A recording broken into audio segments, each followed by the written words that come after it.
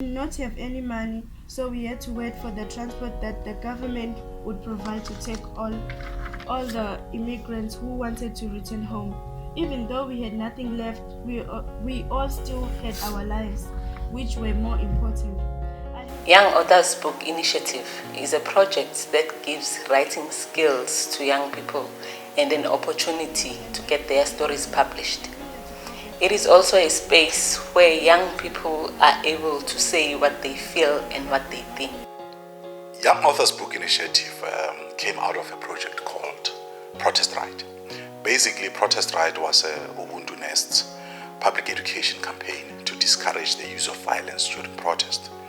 So, as we engaged, as we had all these interactions, our media conversations, we got a voice coming out from young people saying, hey, we have something to say about this, because we are the ones who are usually affected by it, whether we are being thrown out of school, whether we are being used to burn buildings, whether we are being used to blockade roads.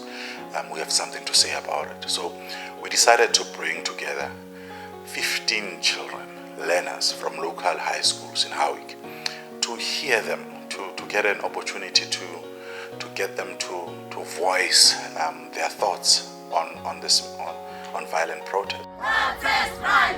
Protest right! Protest right! And in that process, we learned that most of them were very passionate about writing.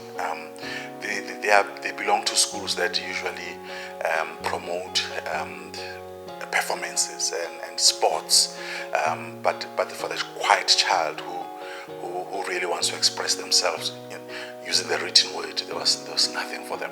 So they felt that this was a space, they felt that this was an opportunity, and we decided, no, actually, this has a big potential of being a standalone project that can really focus on what young people feel, what young people think about issues around them. So we decided, no, let's give these kids, let's take whatever they write and put it into a compilation, into a book. Wow, we're blown away by what came out, and we're very excited to see this project grow and stand on its own. So we decided to call it Young Authors Book Initiative, because that's what it became, a project to give young people an opportunity to be part of a book that they can be put in a library, a book that can be read by young people like themselves, a book that they can reflect on years after they've even completed schooling and said, this is what I was thinking. So it's almost like a time capsule. It's almost like a platform, a podium for them to express themselves and for them to let the world know this is what they think about some of these issues. We sign up the schools, we sign up the learners and parents. We then hold the writing workshop. After that, the participants submit the summaries of their stories they want to tell. We then hold a feedback session with them. How you write it, guys, also contributes to how it's going to be read and understood. Yeah? So even if you have a solid story, if it's not written in such a way that it flows and the language is clear, it becomes a challenge, because your ideas, regardless of how good they are, they might not go to the reader. After that, they are able to write and submit their final stories. Once the final stories are submitted, we get to publish those stories. Once they've been published, then we launch the book. Fundraising for Yabi has been a challenge. We have and continue to try ways in which we can not only raise funds, resources, but also to raise awareness of the message that we're getting out there, that young people are creative, young people need a space, young people need opportunities to express themselves and to become part of the writing and reading community.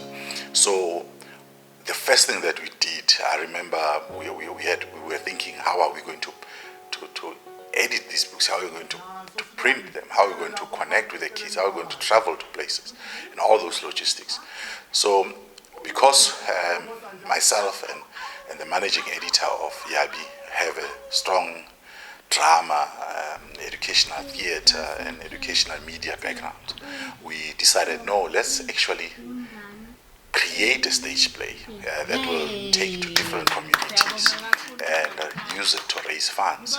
So I wrote and performed the show called Sick Leave and the Blanket Dance.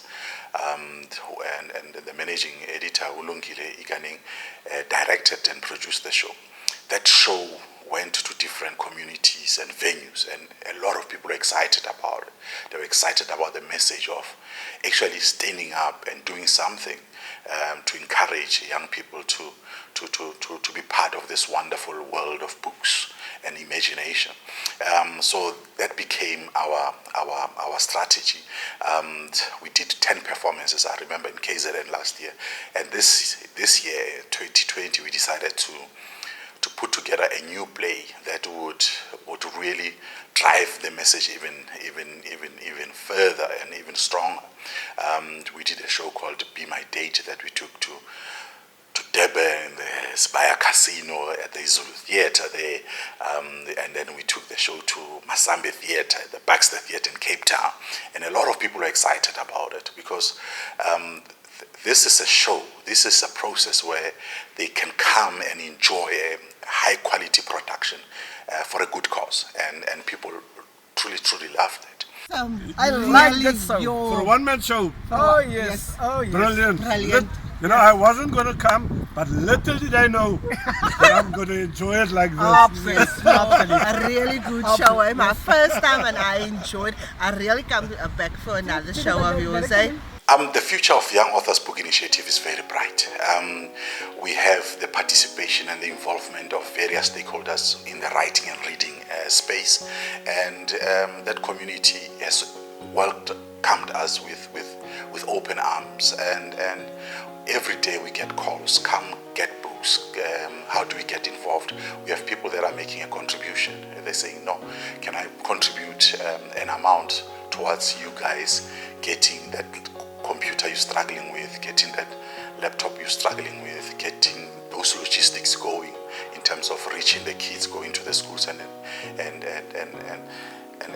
doing those events that really raise the funds for the project. So we're excited. This is a project that's growing. We have even young participants that have been part of Yabi and are now in universities saying, no, we want to continue writing. So the future is creating more of a space for those young people. Also, we get a lot of invitations from libraries, from schools to do activations with them, because there's a recognition that Yabi and the people behind Yabi are people that are progressive and people that can make a contribution and become role models in terms of young people in schools, in terms of reading and writing in our communities. The feedback that we get from the teachers is that from their schools, more learners are interested in writing and reading because they've seen what their peers can do. The parents are also very proud of their children. Yabi is proof that it takes a village to raise a child.